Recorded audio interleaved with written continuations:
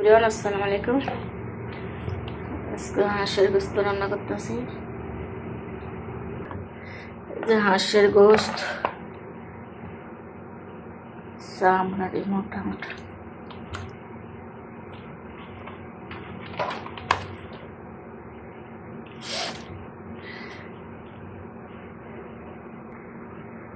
দারচিনি তেজপাতা দিলাম। বিসমিল্লাহির রহমানির রহিম।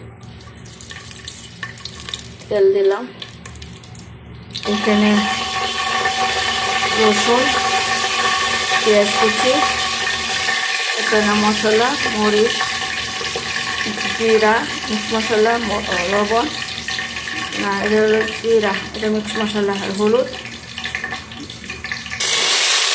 বেশি করে পেঁয়াজ দিচ্ছি। পেঁয়াজটা চিপে নিচ্ছি, পেঁয়াজের থেকে রস উঠে পরে দিব। এখন যদি দিই মানে পেঁয়াজটা ভাজতে সময় লাগবে, পানি শুষতে সময় লাগবে, পেঁয়াজটা ভাজা হয় না, অনেক সময় আছে মানে কেমন হয়ে যায়। পেঁয়াজটা গ্রেটার দিয়ে গ্রেট করছি, যেন পানি উঠছে।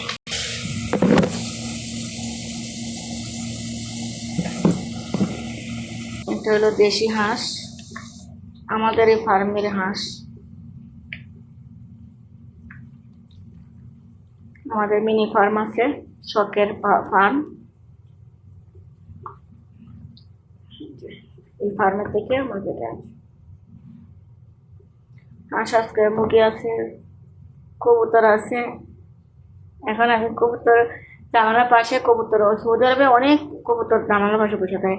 আমাদের জানালার পাশে বসছিল, পরে ধুয়ে খাঁচার ভিতরে রেখে পুষতে বাচ্চা দিতেছে। সৌদি আরবে থেকেও হাঁস মুরগি আমরা পুষি, এগুলো সব থেকে হয়েছে দেশি হাঁস মুরগি খাওয়া যায়। এখানে দেশি হাঁস মুরগি খাওয়া যায়, বাজারে মার্কেটে পাওয়া যায় না। সৌদিরা খায় না, সৌদিরা দেশি মুরগি খায় না, হাঁস খায় না, গরু খায় না, এই জন্য অ্যাভেলেবল পাওয়া যায় না। এই কারণে মানে আনছিল খাওয়ার জন্য, দিন পারে পরে এইভাবেই বাড়ছে। আর কিনেও রাখে। হাজবেন্ডে কী করে বাচ্চা কিনে আইনা বড়ে থুয়ে দিই, মানে ফার্ম দিলে।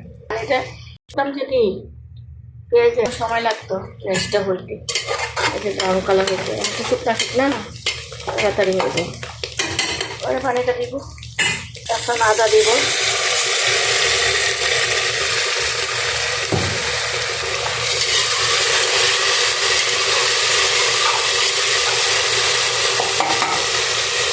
এখন রসুন ছেঁচা দিচ্ছি।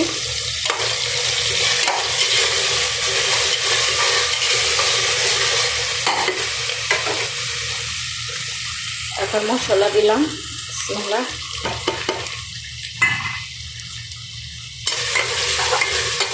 এখন পেঁয়াজের পানিটা দিয়ে দিলাম। এখন ভালো করে কষিয়ে নেব। মশলাটা ভালো করে কষিয়ে নিচ্ছি, না হয়ে গেছে। এখন গোস্ত দেবো, দিলাম পানি দিয়ে চলা, হালকা একটু পানি দিচ্ছি, মশলা পুড়ে যাবে। গোস্তের মশলা পুড়ে গেলে তাহলে ওই চা মশলা দিয়ে কোনো গন্ধই থাকবে না, গ্রানি থাকবে না, পোড়া লাগে গেলে। একবারে ঝুল দিয়ে দিব। অনেক শক্ত তো মুরগিটা, সরি হাঁসটা, বড় হাঁস, অনেক দিনের হাঁস, এই জন্য একবারে পানি দিয়ে প্রেশার কুকারে দিয়ে দিব। একটু আলু দিলাম। এই যে আমার হাঁসের গোস্ত হয়ে গেছে। আলু দিলাম একটু, আলু না দিলে আমার ভালো লাগে না।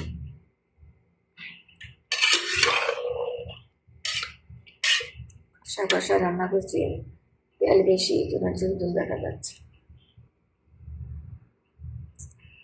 রান্না করব ডাল।